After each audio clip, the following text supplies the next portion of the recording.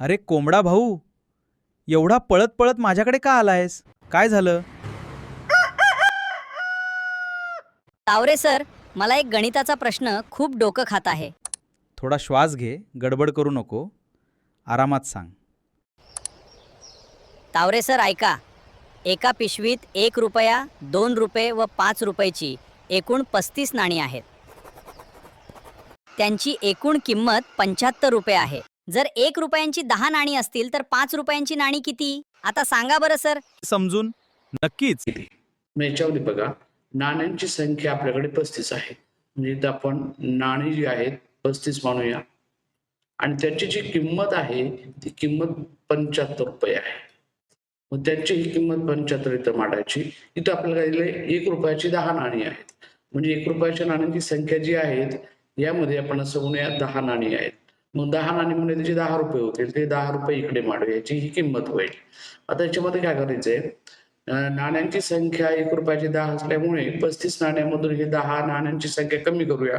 इथं 25 नाण्यांची संख्या शिल्लक राहील आणि इथं 75 मधून 10 रुपये कमी केले तर 65 रुपये राहतील. म्हणजे याचा अर्थ काय, की 25 नाण्यांच्या संख्यामध्ये 2 रुपयाच्या नाण्यांची संख्या काही असेल आणि 5 रुपयाच्या नाण्यांची संख्या काही असेल आणि हे दोन्ही नाण्यांचे म्हणून हे 65 रुपये असतील. त्यापैकी 5 रुपयाच्या नाण्यांची संख्या किती?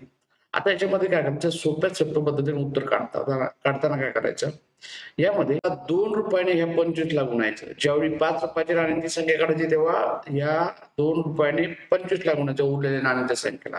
25 दोन्ही काय होईल 50. आता हे उरलेलं किती येतं 65.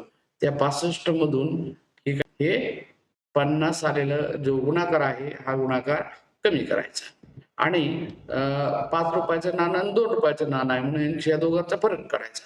मग इथे बघा, आता 65 मधून 50 गेले राहतील 15 आणि त्या 5 मधून 2 गेल्यावर राहतील 3. 3 5 15 म्हणजे 5 रुपयाच्या नाण्यांची संख्या किती आली 5. आणि आपल्याला जर प्रश्न विचारला असता 2 रुपयाच्या नाण्यांची संख्या, जसं आपण इथं 25 ला 2 ने गुणलं तसं इथं काय केलं असतं 25 ला 5 ने गुणलं असतं. इथे 125 लिहिलं असतं. 125 त्याच्यामधून हे 65 रुपये कमी केले असते आणि यामध्ये हेच पुन्हा 5 मधून हे 2 रुपये कमी केले असते. मग इथं 5 मधून 5 गेला 0, 12 मधून 6 गेले 6, इथे काय 5 मधून 2 गेले 3, 3 दुने 6 म्हणजे 2 रुपयाच्या नाण्यांची संख्या किती आली 20. बघा 2 रुपयाच्या नाण्यांची संख्या 20 आहे, 5 रुपयाच्या नाण्यांची संख्या 5 आहे आणि 1 रुपयाचे 10 म्हणजे 20 आणि 5 15 35 नाण्यांची संख्या झाली. समजले ना?